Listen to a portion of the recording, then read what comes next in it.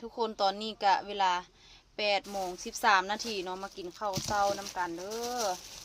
มาเบิ้งแนวกินนี่ปิ้งไก่แดงแล้วก็แหนม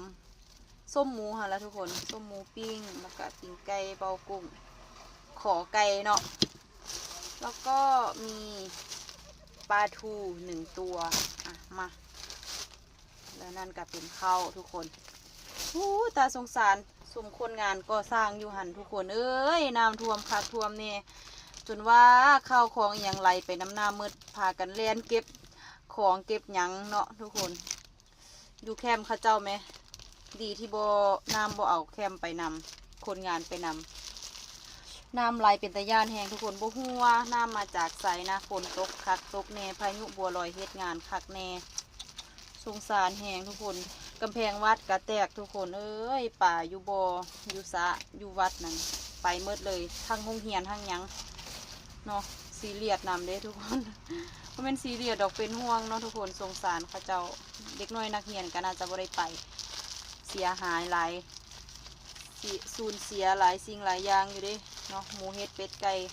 ไปเบิดบ้านเฮือนประชาชนเนาะพ่อแม่พี่น้องประชาชนก็ไปเมดเลยบ่ดีบัวลอยนี่เฮ็ดงานบ่ดีเลย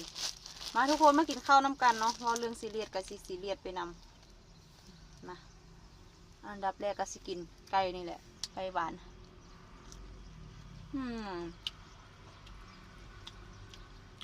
ใส่สีส้มบ่ได้บ่เป็นหยังใส่สีแดงบ่กุ้งก็กำลังไปเบิ่งข้าวมากินข้าวไอ้กุ้งพ่อใหญ่บ่ได้ยินกระสร้างเป็นก้อนเลยมาหอดบนตักข้าวเรียบร้อยกินประทังชีวิตไปมือกินแหนมก่อน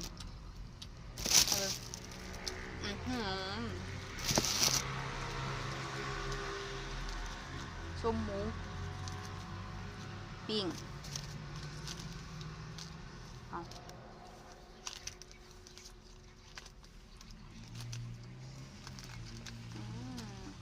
ปาด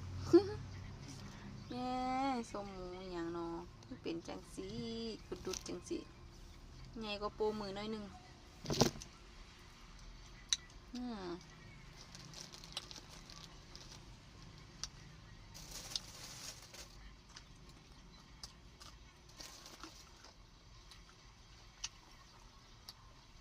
แซ่บมันก็มากินเขา